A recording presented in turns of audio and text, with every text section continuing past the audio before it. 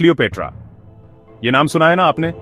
जैसे ही ये नाम आता है दिमाग में पावर, खूबसूरती और पुराने इजिप्ट की शान झट से याद आ जाती है। क्लियोपेट्रा पिटोलेमिक किंगडम की आखिरी एक्टिव रूलर थी, जिनकी फैमिली यानी मैसेडोनियन ग्रीक्स ने सदियों तक इजिप्ट पर राज किया। लेकिन क्लियोपेट्रा सिर्फ एक क्वीन नहीं थी, वो उससे कहीं ज्यादा थी। वो एकदम स्मार्ट स्ट्रैटेजिस्ट थी, पॉलिटिक्स की मास्टर और ऐसी औरत थी जिसने रोम जैसी ताकत को भी टक्कर दी थी। उन्होंने इजिप्ट की कल्चर को अपनाया, खुद को देवी आइसिस की तरह दिखाया और इसी से अपनी जनता को एकजुट किया। जूलियस सीजर और मार्क एंटोनी के साथ उनका अलायंस, ये सब इजिप्ट की आजादी बचाने के लिए सोची समझी चालें थीं। आज हम मिथकों को साइड में रखकर असली क्लियोपेट्रा को जानेंगे, एक स्कॉलर, एक माँ, एक देवी और इजिप्ट की आखिरी फराव। क्लियोपेट्रा सप्तम, ये नाम आपने जरूर सुना होगा। उनका जन्म ऐसे टाइम पर हुआ था जब पावर और पॉलिटिक्स का खेल अपने पीक पर था। उनकी लाइफ की शुरुआत ही धमाकेदार थी, जिसमें ग्रेटनेस और ड्रामा दोनों भरपूर थे। क्लियोपेट्रा ने टॉलेमिक डायनेस्टी में एंट्री मारी। ये एक ग्रीक रॉयल फैमिली थी जो करीब 300 साल तक मिस्र पर राज करती रही। अलेक्जेंड्रिया, जहां वो पली बढ़ी, कल्चर्स और बिजनेस का जबरदस्त मिक्स था, एकदम परफेक्ट बैकग्राउंड उनके बचपन के लिए। महल के अंदर पावर की लड़ाई सिर्फ पॉलिटिक्स नहीं थी, यहां तो जान पर भी बनाती थी। हर कोई तख्त के लिए कुछ भी करने को तैयार रहता था। साजिशें और धोखे समझो रेगिस्तान की रेत जितने आम थे। उनके पापा टॉलेमी 12वें थोड़े कमजोर टाइप के राजा थे। उन्हें गद्दी की टेंशन से ज्यादा अपनी मस्ती में इंटरेस्ट था। उन्हें अंदर से बगावत और बाहर से प्रेशर झेलना पड़ता था ताकि राजपाट बचा रहे। टॉलेमी 12वें को रोम बहुत पसंद था और रोम भी मिस्र के मामलों में खूब टांग अड़ाता था। रोमन लोग मिस्र को अनाज और दौलत का चाना मानते थे और अपने फेवरेट राजा को गद्दी पर बैठाने के लिए कुछ भी कर सकते थे। इसी वजह से उनका राज हमेशा खतरे में रहता था। बगावतें, साजिशें, सब चलता रहता था। मिस्र के लोग रोमन दखल और भारी टैक्स से परेशान थे। अलेक्जेंड्रिया में क्लियोपेट्रा की परवरिश एकदम शाही थी। यहाँ लग्जरी भी था और खतरा भी। ये शहर नॉलेज और कल्चर का हब था, जहाँ दुनिया भर के स्कॉलर्स और आर्टिस्ट्स आते थे। क्लियोपेट्रा को उनकी रॉयल फैमिली के हिसाब से जबरदस्त पढ़ाई मिली। Maths, philosophy, public speaking, diplomacy, सब कुछ सिखाया गया। उन्हें लैंग्वेजेस में भी गजब की पकड़ थी। सिर्फ ग्रीक ही नहीं, बल्कि अलेक्जेंड्रिया की लाइब्रेरी से भी उन्होंने खूब नॉलेज लिया। बाकी उनके पूर्वजों की तरह ट्रांसलेटर्स पर डिपेंड नहीं रही। क्लियोपेट्रा ने खुद मिस्र की भाषा सीखी, अपने लोगों से सीधे जुड़ने के लिए। ये फैसला पॉलिटिक्स के लिहाज से भी स्मार्ट था। इससे वो अपने सब्जेक्ट से पर्सनल लेवल पर कनेक्ट कर पाईं और लॉयल्टी भी बढ़ी। उनकी लैंग्वेज स्किल्स सिर्फ मिस्र और ग्रीक तक सीमित नहीं थी। वो फॉरेन डिप्लोमेट से भी आसानी से बात कर लेती थीं, जिससे इजिप्ट की इंटरनेशनल रिलेशंस और स्ट्रांग हो गई। फैमिली लाइफ भी कम डेंजरस नहीं थी। अलायंसेस और बिट्रेयल्स का नॉन स्टॉप गेम चलता रहता था। भरोसा करना बहुत मुश्किल था। एक दिन उनकी बहन बेरेनिस ने तख्त छीन लिया, टॉलेमी 12वें को बाहर कर दिया और मिस्र में और भी ज्यादा हंगामा मचा दिया। ये सब उनके पापा के एग्जाइल के टाइम हुआ, जब उन्हें अपना ताज वापस पाने के लिए रोम भागना पड़ा था। लेकिन बेरेनिस का राज ज्यादा दिन नहीं चला। टॉलेमी 12वें रोमन सपोर्ट लेकर लौटे और आते ही उसे मरवा दिया। ये दिखाता है कि पावर के खेल में दांव कितने बड़े थे। ये सब क्लियोपेट्रा ने अपनी आंखों से देखा और तभी समझ गईं कि सरवाइव करने के लिए चालाकी, कभी कभी सख्ती और इंसानों की साइकोलॉजी समझना बहुत जरूरी है। जब उनके पापा की डेथ हुई, तब क्लियोपेट्रा सिर्फ 18 साल की थीं और सीधा पॉलिटिक्स के अखाड़े में आ गईं, जहां हर दिन नई चुनौतियां उनका इंतजार कर रही थीं। टॉलेमिक ट्रेडिशन के हिसाब से उन्हें अपने 10 साल के भाई टॉलेमी 13वें के साथ को रूल और शादी करनी पड़ी। सोचिए कितना ऑकवर्ड और रिस्की था ये रिश्ता। लेकिन क्लियोपेट्रा ने जल्दी ही अपनी पकड़ बना ली। वो मिस्र के फ्यूचर को अपने हिसाब से शेप करने के लिए पूरी तरह रेडी थी। उन्होंने अपने नाम की कॉइन्स जारी की। ये उनकी पावर और इंडिपेंडेंस का सीधा मैसेज था और पुराने रूल्स को सीधा चैलेंज कर दिया। इस बोल्ड स्टेप से उनके भाई की पावर साइड में हो गई और सबको पता चल गया कि क्लियोपेट्रा ही असली बॉस हैं। अब जब पावर बैलेंस इतना बिगड़ गया था, तो तगड़ा पावर स्ट्रगल होना ही था और यही कॉन्फ्लिक्ट और साजिशों का दौर क्लियोपेट्रा के शुरुआती राज को डिफाइन करने वाला था। देखो, क्लियोपेट्रा और टोलेमी 13 का जॉइंट राज कभी भी आसान नहीं होने वाला था। भाई बहन थे, लेकिन दोनों के इरादे अलग थे। पावर के लिए दोनों में जबरदस्त खींचतान थी। ताज का बोझ, इतिहास की जिम्मेदारी, इन सब ने उनके बीच की दूरियां और बढ़ा दी। इसी वजह से पॉलिटिक्स में तगड़ा गेम और पर्सनल लेवल पर भी खूब धोखे शुरू हो गए। उस वक्त बहुत प्रेशर था और दोनों का जॉइंट रूल धोखेबाजी से भरा हुआ था। जो पैलेस कभी एकता और ताकत की पहचान था, अब वहां सीक्रेट अलायंस बन रहे थे। हर कोई किसी न किसी के खिलाफ साजिश कर रहा था। किंगडम अंदर से ही टूटने की कगार पर था। अब पैलेस के एडवाइजर पॉथिनस की बात करें, उसने मौके का फायदा उठाया। उसने टोलेमी त्रेसी को क्लियोपेट्रा के खिलाफ भड़काया, उसके दिमाग में शक डाल दिया और उसे सोलो रूल करने का सपना दिखाया। मतलब भाई बहन की दुश्मनी को और हवा मिल गई। धीरे धीरे साजिशें इतनी बढ़ गईं कि आखिरकार क्लियोपेट्रा को देश निकाला दे दिया गया। उसकी सारी ताकत छीन ली गई और अपने ही किंगडम से बाहर कर दिया गया। अब वो रेगिस्तान में अकेली, कमजोर और एकदम अनजान फ्यूचर के साथ थी। लेकिन क्लियोपेट्रा हार मानने वालों में से नहीं थी। उसने ठान लिया कि वो वापसी करेगी। मिस्र की ईस्टर्न बॉर्डर पर उसने अपनी खुद की आर्मी बनानी शुरू कर दी। पुराने भरोसेमंद लोगों को इकट्ठा किया और अपने भाई से फिर से ताज छीनने की तैयारी में लग गई। जबरदस्त डिटर्मिनेशन के साथ क्लियोपेट्रा ने खुद को तैयार किया। हर दिन आर्मी की ट्रेनिंग, नए अलायंस बनाना और अपने इरादे को और मजबूत करना। उसे पता था कि आगे का रास्ता बहुत मुश्किल और रिस्की है, लेकिन वो पीछे हटने वाली नहीं थी। जैसे जैसे टेंशन बढ़ा, मिस्र में सिविल वॉर छिड़ गया। भाई बहन आमने सामने, इजिप्ट वासी एक दूसरे के खिलाफ, पूरा देश खून खराबे में डूब गया। जमीन पर जंग के निशान थे और किंगडम का फ्यूचर पूरी तरह अनसर्टेन था। इसी उथल पुथल के बीच किस्मत ने ऐसा पलटवार किया कि रोम की नजर मिस्र के इस ड्रामे पर पड़ गई। रोमन एम्पायर, जो हमेशा पावर और इन्फ्लुएंस के पीछे भागता था, अब मिस्र पर भी अपनी छाया डालने लगा। पोम्पी द ग्रेट, जो सीजर से हारकर भागा था, मिस्र में शरण लेने आया, लेकिन यहाँ भी उसे धोखा मिला। टोलेमी के एडवाइजर्स ने उसे मार डाला ताकि सीजर को खुश कर सकें। जब सीजर मिस्र पहुंचा तो ये सब देखकर वो भी हैरान रह गया। पोम्पी, जो एक रोमन काउंसिल था, उसकी हत्या, ये सीजर के लिए बहुत बड़ा अपमान था और अब बदला तो बनता ही था। सीजर ने मौके को पहचाना। रोमन डोमिनेंस दिखाने और ऑर्डर बहाल करने का सही टाइम था।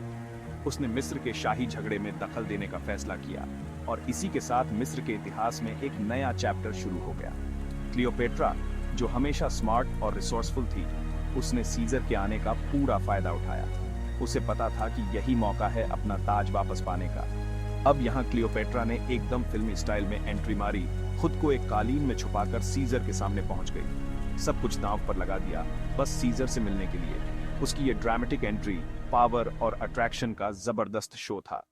उसने सीजर के सामने अपना केस सीधे रखा, दुश्मनों को साइडलाइन कर दिया और सीजर की जस्टिस और महत्वाकांक्षा को टच किया। उसने पूरी वाकपटुता और पैशन के साथ अपनी बात रखी। सीजर उसकी इंटेलिजेंस, खूबसूरती और मिस्र के लिए उसके डिटर्मिनेशन से काफी इंप्रेस हो गया। इस बोल्ड कदम ने उसकी पॉलिटिकल समझ और पर्सनल करिश्मा को साबित कर दिया। सीजर के साथ उसकी पावरफुल पार्टनरशिप बन गई, जिससे उसकी और मिस्र की किस्मत हमेशा के लिए बदल गई। अब दोनों मिलकर एक ऐसी जर्नी पर निकल पड़े जिसने प्राचीन दुनिया की पॉलिटिक्स को पूरी तरह बदल दिया और मिस्र के फ्यूचर को भी। एकदम नया पावर और इन्फ्लुएंस का दौर शुरू हो गया। क्लियोपेट्रा की रेजिलियंस, उसकी हिम्मत और अपने किंगडम के लिए उसकी कमिटमेंट ने उसे बाकी सबसे अलग बना दिया। वो एक ऐसी रानी थी जिसने इतिहास में अपनी छाप छोड़ दी। दोस्तों, जब क्लियोपेट्रा और जूलियस सीजर की जोड़ी बनी तो ये सच में इतिहास का बड़ा टर्निंग पॉइंट था।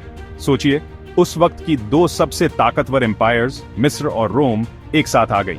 ये सिर्फ पॉलिटिक्स नहीं थी, ये एक स्ट्रेटेजिक पार्टनरशिप थी जिसने दोनों की किस्मतें जोड़ दी।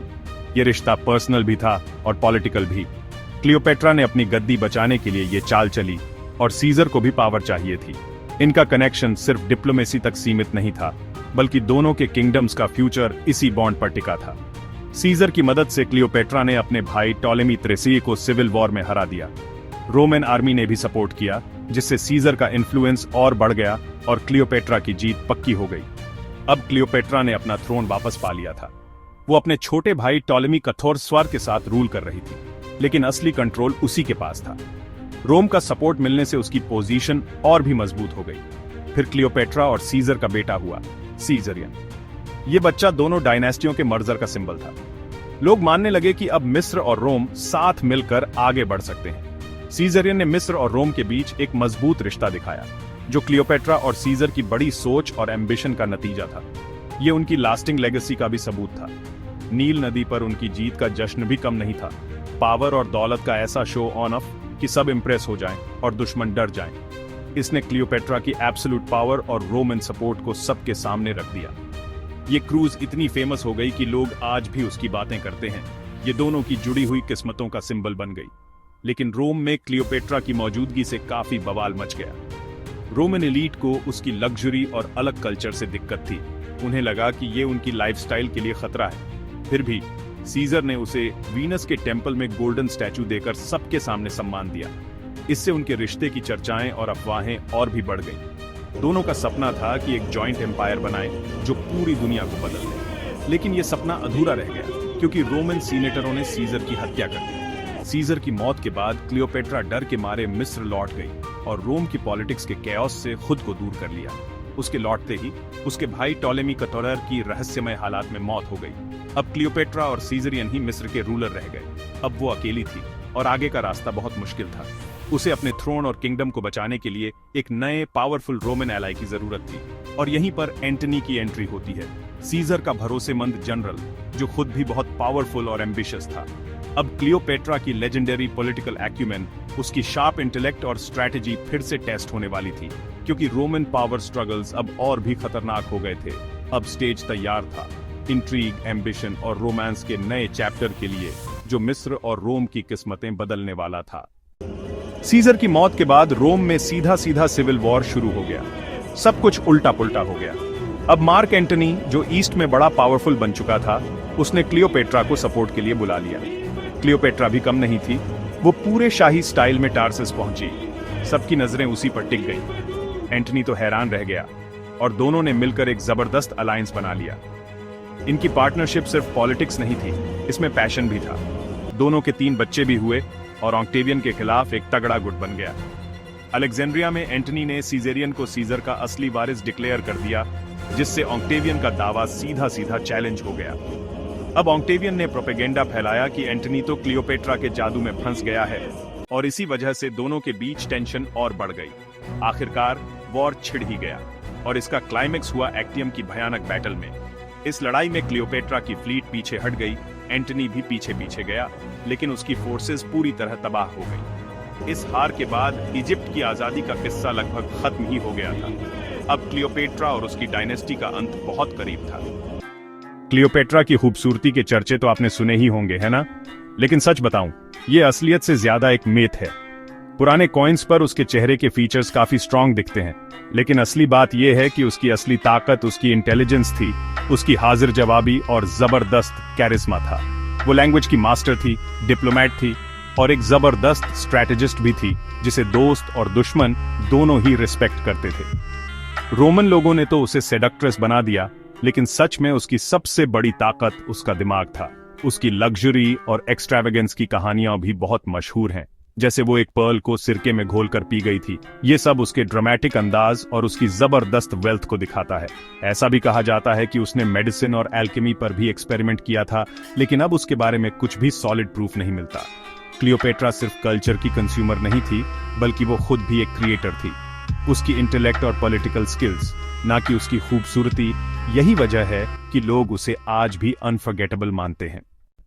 एक्टियम की लड़ाई के बाद क्लियोपेट्रा और एंटनी वापस अलेक्जेंड्रिया आ गए, लेकिन ऑक्टेवियन ने भी पीछा नहीं छोड़ा। वो भी उनके पीछे पीछे आ गया। एंटनी को लगा कि क्लियोपेट्रा अब नहीं रही, तो उसने खुद अपनी जान ले ली और फिर शर्मिंदगी से बचने के लिए क्लियोपेट्रा ने भी अपनी जान दे दी। सबसे फेमस कहानी यही है कि उसने सांप ASP से कटवाकर सुसाइड किया था, लेकिन सच में क्या हुआ, ये आज तक एक मिस्ट्री है। क्लियोपेट्रा की मौत के साथ ही टॉलेमिक राजवंश का भी एंड हो गया और मिस्र अब रोमन साम्राज्य का हिस्सा बन गया।